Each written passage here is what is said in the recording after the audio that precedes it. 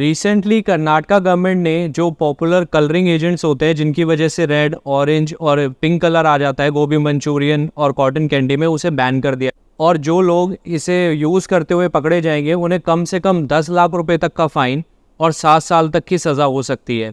इसका basic reason है health issues, यानी इसकी वजह से ही कैंसर भी हो सकता है आपको। अभी तक इस पर रिसर्च हुई नहीं है, but it may cause cancer. State के अंदर एक सर्वे हुआ था, एक सैम्पलिंग टेस्ट हुआ था, जिसमें 171 गोभी मंचूरियन जो टेस्ट किए गए थे उसमें से करीबन 107 में कलरिंग एजेंट मिला था। और ऐसे ही कॉटन कैंडी पे टेस्ट हुआ था, करीबन 25 सैंपल लिए गए थे कॉटन कैंडी के, उसमें से 15 में ये कलरिंग एजेंट मिला था, which is very harmful for your health. और इसी सैंपल की वजह से ये डिसीजन लिया गया है। और इसमें जो पॉपुलर कलरिंग एजेंट मिला है वो है रोडामाइन बी। रोडामाइन बी एक कलरिंग एजेंट है और which is already technically band, मतलब ये जो फूड सेफ्टी रेगुलेशन है इंडिया के उसमें रोडामाइन बी को ऑलरेडी बैन कर रखा है, बट फिर भी जो स्ट्रीट वेंडर्स होते हैं वो यूज करते हैं इसे। अब ये रोडामाइन बी कहाँ यूज होता है? देखो, सिंथेटिक कलर है, केमिकल है, तो ये डाई के लिए यूज होता है। इससे जनरली पिंक और रेड कलर आता है। ये क्लोथ्स में यूज होता है और आपके पेपर में,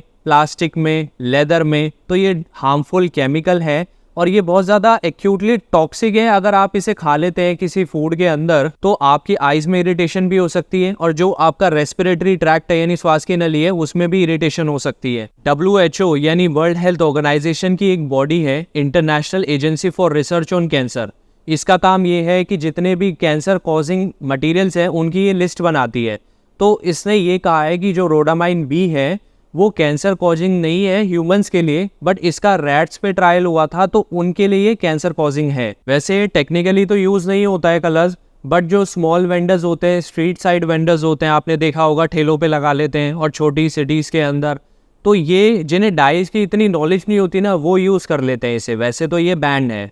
अब ये कलर, फूड कलर जो है ये आपको कहाँ देखने को मिलता है? देखो, अनार के जूस में मिलेगा, बटर चिकन हो गया, या फिर पोटैटो वेजेस हो गए और आइसक्रीम्स हो गई जो कलरफुल होती हैं। तो प्लीज़ आप रोड साइड स्ट्रीट फूड्स खाना बंद कर दीजिए जिनमें ये स्पेशली कलर्स होते हैं। और अगर मैं अनार के जूस की बात करूं तो उसमें तो वो कलर मिलाते हैं ताकि वो और ज़्यादा टेम्पटिंग दिखे, रेडनेस आ जाए उसमें और ग्राहक उसे और पसंद करे। तो प्लीज़ इसे लेना बंद करिए। FSSAI यानी food safety and standards authority of India बहुत सारे जो नेचुरल कलर्स होते हैं और सिंथेटिक कलर्स होते हैं उन्हें अलाउ करती है, मतलब परमिट देती है कि आप उन्हें फूड या फिर जो आपके सामान होते हैं उसमें यूज हो सकते हैं। रोडामाइन बी जो है वो FSSAI के अकॉर्डिंग जो कार्सिनोजेनिक हो सकता है, बट ये फूड के अंदर यूज नहीं होना चाहिए। It is not permissible. जैसे कि ये होली कलर्स में भी यूज हो सकता है। तो जो होली कलर्स में यूज हो रखा है वो खाने में अगर यूज होगा तो नेचुरली वो हार्मफुल तो है। वैसे सिर्फ 10 कलर्स हैं which are permitted for food,